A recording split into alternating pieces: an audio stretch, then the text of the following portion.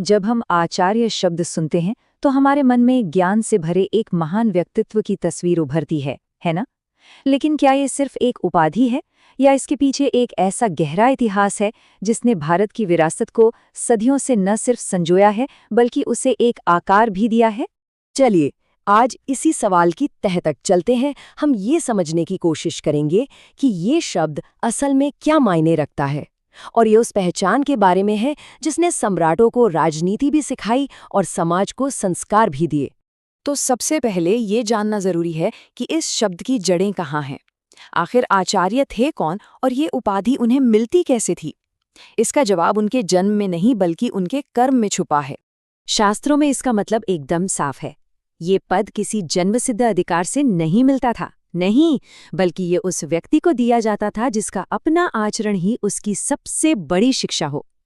तो यहाँ सबसे जरूरी बात यह है कि कर्म ही प्रधान था। प्राचीन भारत में आचार्य पारंपरिक रूप से विद्वानों के ब्राह्मण समुदाय से आते थे, जिन्हें ज्ञान का रक्षक माना जाता था। वे सिर्फ पढ़ाते नहीं थे बल्कि गुरुकुलों में अपने शिष्यों के साथ रहते थे, उन्हें मुफ्त में शिक्षा देते थे और अपने आचरण से जीवन जीने का तरीका सिखाते थे। लेकिन आचार्यों की भूमिका सिर्फ शिक्षा देने तक ही सीमित नहीं थी। उनका इतिहास तो भारत के सबसे बड़े बदलावों से जुड़ा हुआ है। जब जब देश पर या धर्म पर कोई संकट आया, तब तब किसी आचार्य ने आगे आकर एक नई राह दिखाई। इसका सबसे बड़ा और सबसे जबरदस्त उदाहरण है आचार्य चाणक्य। सोचिए, उन्होंने एक साधारण से बालक को चक्रवर्ती सम्राट चंद्रगुप्त मौर्य बना दिया, और उनका लिखा हुआ अर्थशास्त्र आज भी पूरी दुनिया में मैनेजमेंट और स्ट्रैटेजी का एक अहम ग्रंथ माना जाता है। फिर एक और बड़ा नाम आता है आदि शंकराचार्य का। एक ऐसा दौर था जब सनातन संस्कृति कमजोर पड़ रही थी। तब उन्होंने पूरे भारत की यात्रा की, चारों दिशाओं में 4 मठ स्थापित किए और देश को सांस्कृतिक रूप से एक धागे में पिरो दिया। और कहानी यहीं खत्म नहीं होती। जब ऐसा लगने लगा था कि भक्ति और अध्यात्म बस कुछ ही लोगों तक सीमित है, तब रामानुजाचार्य और माधवाचार्य जैसे वैष्णव आचार्यों ने भक्ति आंदोलन को जन जन तक पहुंचाया, जिससे ये हर किसी के लिए आसान हो गया।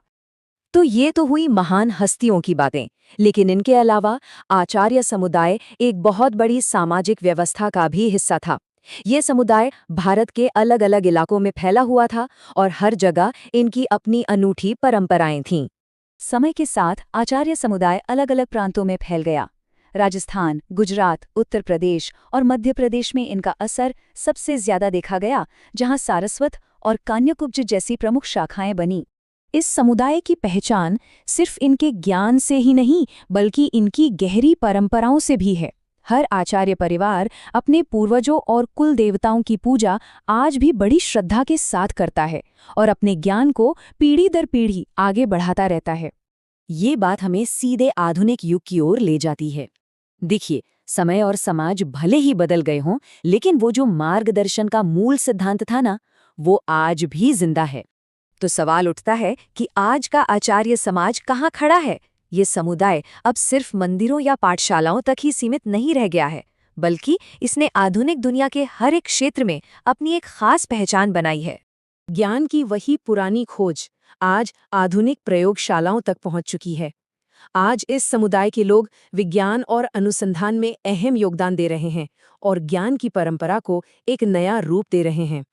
और सिर्फ विज्ञान ही क्यों, टेक्नोलॉजी और इनोवेशन की दुनिया में भी उन्होंने अपनी एक अलग जगह बना ली है। ये दिखाता है कि कैसे मार्गदर्शन का सिद्धांत हर युग में काम आ सकता है, चाहे वो शास्त्रों का युग हो या सॉफ्टवेयर का। शासन और लोक सेवा में भी आज वे नेतृत्व की भूमिका निभा रहे हैं। यह उनकी सदियों पुरानी विरासत की ही एक झलक है, ठीक वैसे ही जैसे उनके पूर्वज राजाओं और शासकों का मार्गदर्शन किया करते थे। और हाँ, कॉरपोरेट जगत में भी वे अपनी छाप छोड़ रहे हैं। ये इस बात का सबूत है कि चाणक्य जैसे आचार्यों के दिए गए स्ट्रैटेजी और मैनेजमेंट के सिद्धांत आज भी उतने ही असरदार हैं, चाहे वो एक साम्राज्य चलाना हो या फिर एक कंपनी। तो कहने का मतलब ये है कि पेशे बदल गए, लेकिन आचार्य का जो मूल मंत्र था, एक शिक्षक और पथ प्रदर्शक होना, वो आज भी वैसा का वैसा ही है। ये शायद उनके डीएनए में ही है। आचार्य समाज का इतिहास सिर्फ एक समुदाय का नहीं बल्कि भारत की ज्ञान परंपरा का इतिहास है। और ये हमें एक विचार के साथ छोड़ जाता है जैसे उन्होंने अपने समय में ज्ञान की रक्षा की, वैसे ही आज और आने वाले कल में इस मशाल को कौन आगे बढ़ाएगा।